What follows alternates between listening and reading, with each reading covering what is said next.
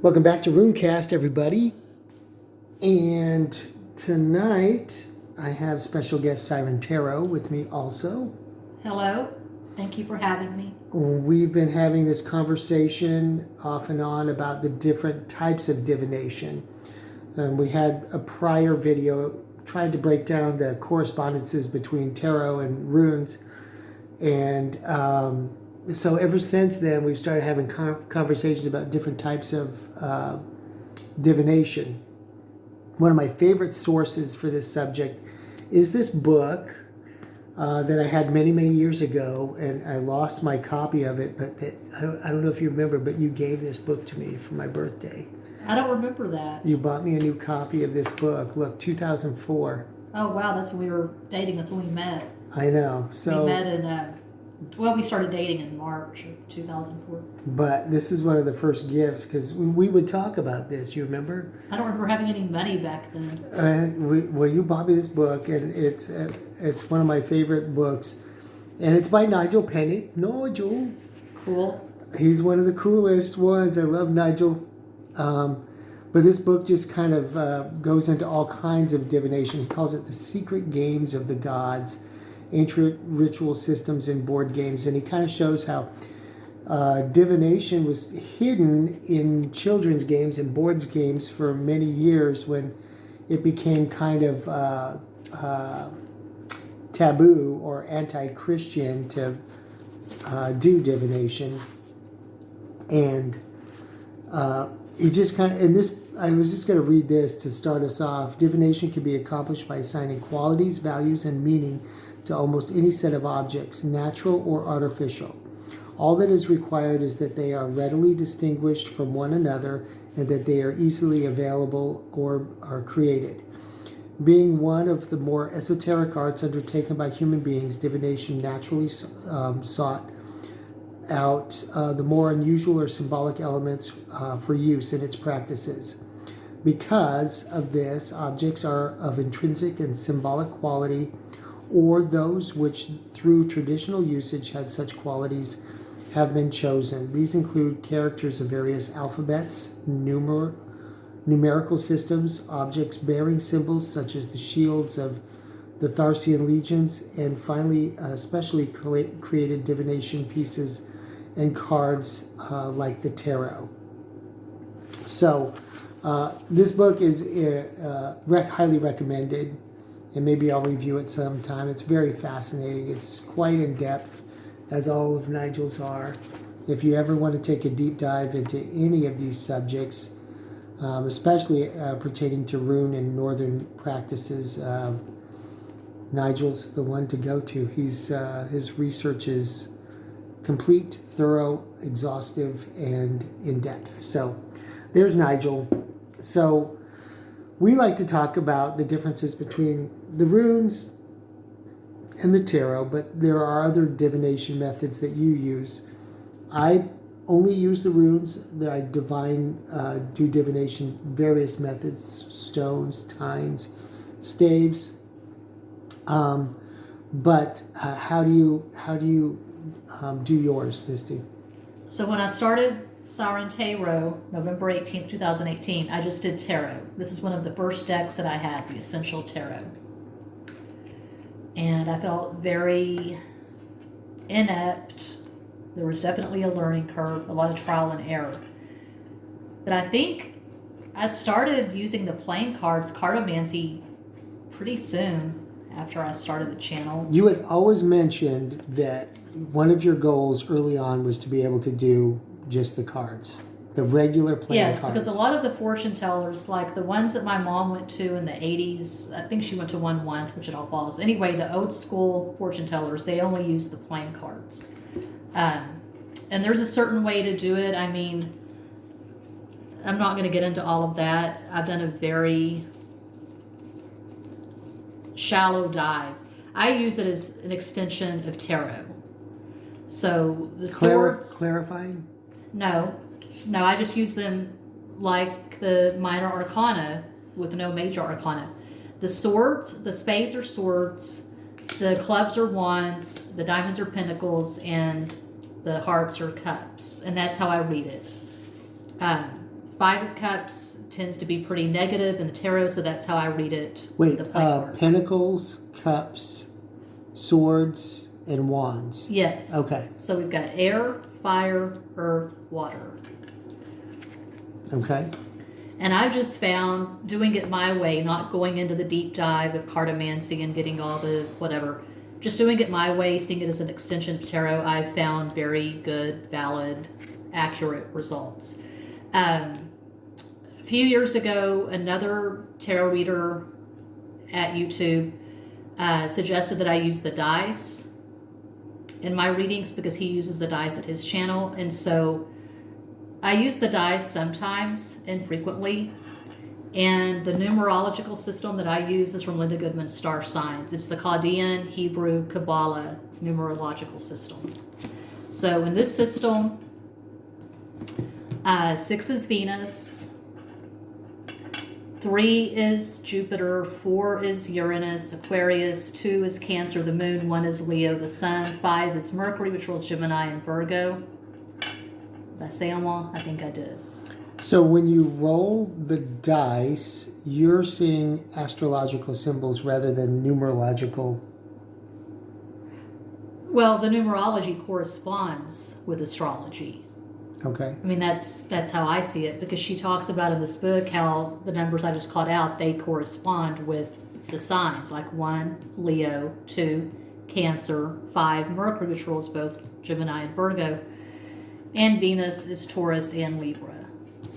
So, and I wrote down some notes of various divination. I just did a quick Google search, and this is not comprehensive, it's just a few things, but geomancy is sand, lithomancy, reading stones, tea leaves, there's automatic writing, which I've done that's fun. I Ching, I bought a book on I Ching a few years ago, but it was too inscrutable. I didn't get into the I Ching.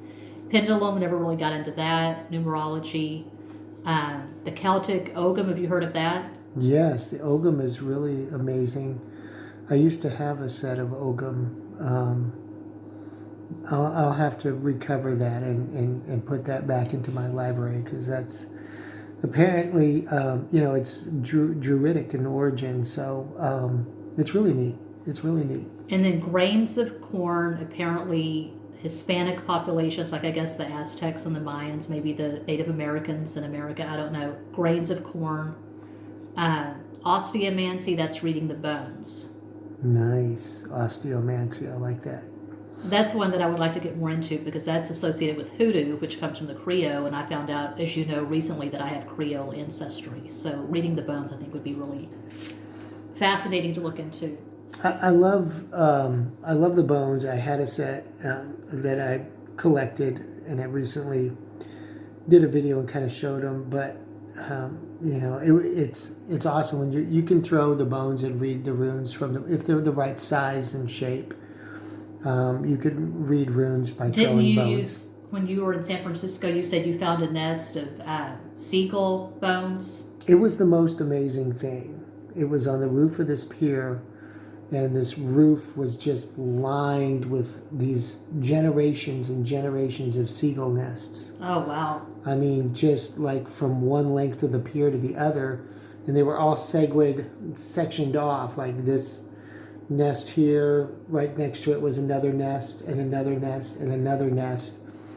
And they were all gone for the season, and it was just the nests left behind. And all these bones, I was like, did they leave their dead there and then they just decay? I don't know what it was, but every nest just had a litter of bones in it.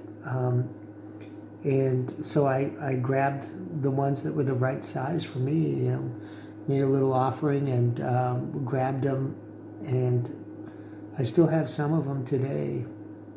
But yeah, throwing the bones is important to me. I think the throwing the dice and the bones, of course, dice have been, I think they're a direct descendant of, casting. Well, they called it throwing the bones, and that's throwing dice, throwing the bones. Yeah, I think the dice are descendants. I'm sure there's probably a chapter in here about it that I'll just have to go back and read. Remember, I saw those bones at Etsy, and you said, "Oh, those are too thick. You couldn't really use those for the runes." Like they had the deer bones and stuff. Yeah. So for me, I want them to be long and thin, like a tine, so that when I throw them, they can make the patterns that I read. Right. So the thicker bones are different. In other types of throne or cast readings like that, and I played around with this, years ago. Like I would have a coin that would represent the moon, and maybe a knuckle bone that would represent something else, and had a collection of those kind of objects that I could throw on a cloth and say, well, if this lands here, that lands there, that's telling me this. That's another I didn't bring up. A lot of these tarot readers on YouTube, they do the charms, and I got into it very briefly, but it just didn't really resonate with me, so I just did a few videos where I used the charms. Yeah, I think, like Nigel was saying in his book, that you can ascribe meaning to anything, really. Yes. And what we're really doing is we're connecting with our superconscious, which all of us are aware or have the ability to. So not all of us are aware of it, but we have the ability to make these connections, and that's what divination is all about. You come outside of, you reach outside of yourself, you kind of connect in this way, these whatever the tendrils of connections are. As a reader, when you turn over a card, I mean, this means this to you. This is the Four of Cups. What does that mean? The Four of Cups, to me, means a disconnect from the divine. It's kind of like you're going inside, and it's a very moody card. Interesting. You're feeling disconnected, and I see it as a card of codependency. You're relying on something external outside yourself to bring you joy, to put you in a high vibration. He's very contemplative there. Yeah. So I see, like I was telling you, I've told you numerous times, I see the runes as a lot more inaccessible and challenging than tarot, because with tarot you get pictures, and even if you've not read the books, you can look at the pictures and get a general idea of what's going on. The runes, it's not like that. Well, I always thought the tarot was more daunting because there's 78 cards? It's one of the most romantic cards, the Two of Cups. And so I always thought it was much more challenging because there's only 24 runes. But endless combinations. Yeah. Well, you could say the same with the cards, right? So I always felt that tarot is more challenging than the runes because you only have the 24. But you think otherwise?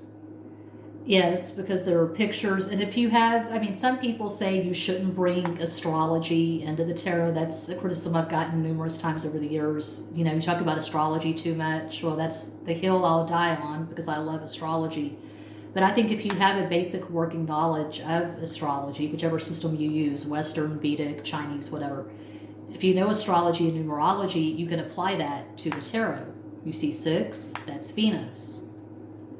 6, Venus. Interesting. Well, and the runes have their own kind of astrology, which I will get into this book in another time. And there's some things that you can chart, but it's different than Linda Goodman's astrology. With runes, you kind of... So it's not Western astrology? No. In this book here, Nigel teaches you how to build a runic chart depending on the place of the sun and the time of the day and where the sun and moon were. What runes, what part of... the runes correspond to different hours of the day. There's 24 runes, there's 24 hours. So depending on that, you'll have different runic aspects and characteristics like you would in astrology, like if you're a Leo or a Cancer. So diurnal and nocturnal, feminine and masculine, and then you have, the runes has the elements. They have the fire, the water, earth, and air. And air. They do. That's Western astrology. But So, I guess, I mean, I know that Chinese astrology has the elements as well, and I'm sure Vedic does. so runic astrology is a whole different animal, although there are correspondences with Western astrology and the runes. Yeah. So we'll have to go over that. For what the rune masters say, astrologically, the correspondences are, and see if you and I agree with that. But they also have the dice. There's runic dice as well. I made my own set years ago, but in this book here, this one is Donald Tyson. Tells you how to build and do your own rune dice. So that's kind of a fun thing to talk about. I may have to review this book and share. I took like I did with all my stuff, and you do too. I had my own take on it. Yeah. I didn't make 6-sided dice like these are here. I made 8-sided so that you could fit a complete, what they call a group of 8 or a tier of runes. They're divided 3 ways, 8, 8, and 8. So I thought, why don't I make an 8-sided dice and have a complete a tier or et on each die. So that was fun. I'll share that in another video.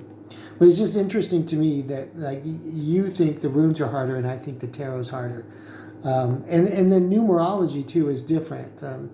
Like you associate 6 with Venus, but do you ever use the other numerology correspondence with the numbers? Because those I found are different than the runic ones as well. No, I keep it simple. There are some readers who do the spreads, like they'll do the Celtic cross or whatever. I don't do that. I just do, when I'm doing client readings, I do a 6-card spread. I feel like that's the most accurate. When is, for a sample, when is John going to call me? When will John contact me again? 6 cards.